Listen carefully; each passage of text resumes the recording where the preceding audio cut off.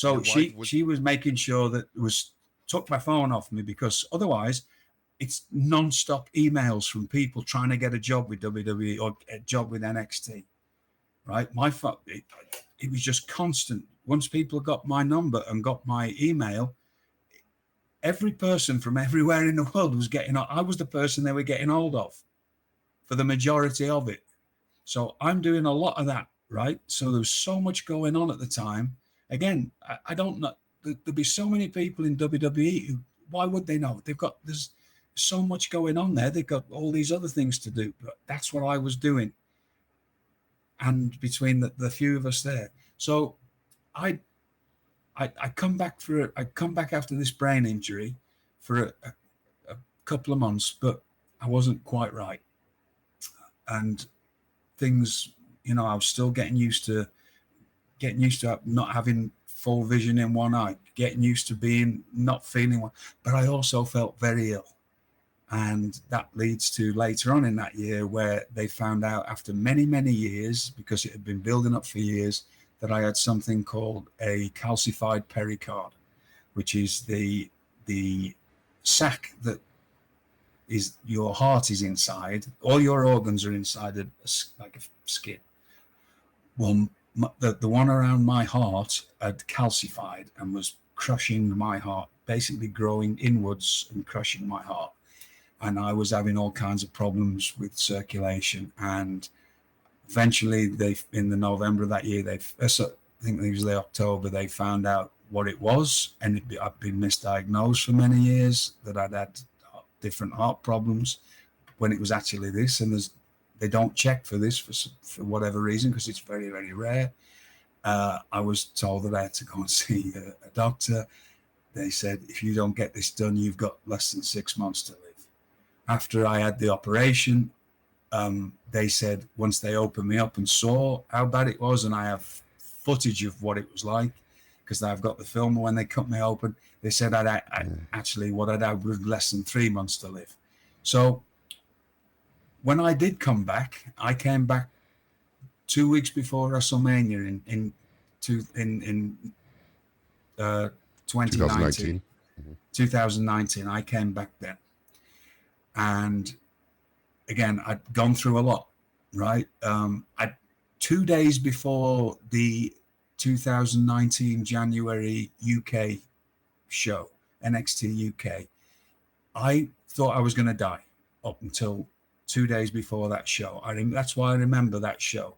Something I've gone through a lot in my life that we can get around to in different podcasts. And please don't ever think this is a woe is me thing, because it's not. It's just life, and I've just got on with it, right? Life happens. It's part of your story. Yeah, and it's just part of my life. I'm not looking for. Don't ever think I'm looking for woe is me or sympathy, because I'm not. But these are just facts. And 2 days before that, so for this entire time, I think I'm going to die. I've gone through things that I thought that were bad. But there's something inside my brain that's always been able to say, you're going to get by. You're going to be okay. This time, no. My brain was telling me, you're going to die. I got my family together at Christmas of 2018. My son was back from the UK. He was about to go to Japan. And everybody came back. I thought, this is the last Christmas I'm going to spend with my wife and 3 sons. Right? So... I was lying in hospital as that's me out of it, right? I think I'm just going to wither away. Yes. So 2 days before that, the NXT, the January 2019 tournament, which was again in Blackpool, 2 days before the UK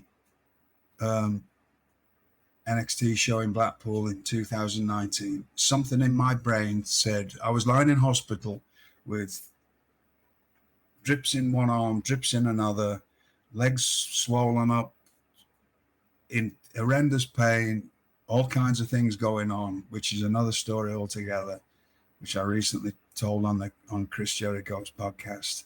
If you want, I'd rather you listen to that than me have to go through it all again, to be honest, because actually, if I start telling it, it's pretty, it's ridiculous what I got through. But for sure, something in my brain went, "You're going to be okay."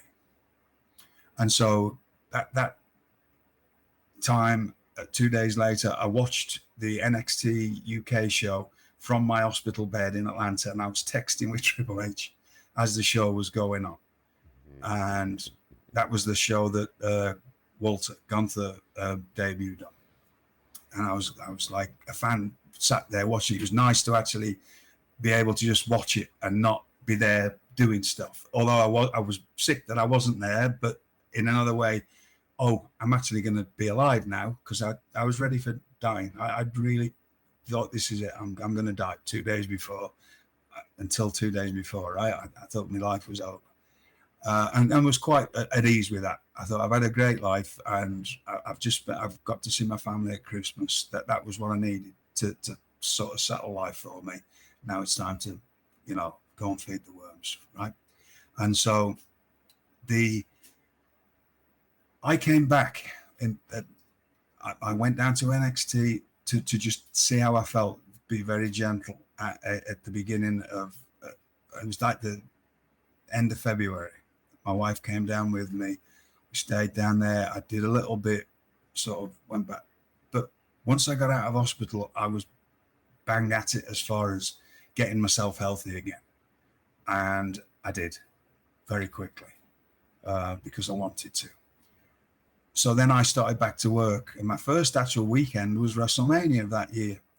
So everything I was doing as far as work, there's quite a few things now. This is why it gets a bit distorted when you want to talk about the beginning of AEW. I was in survival mode.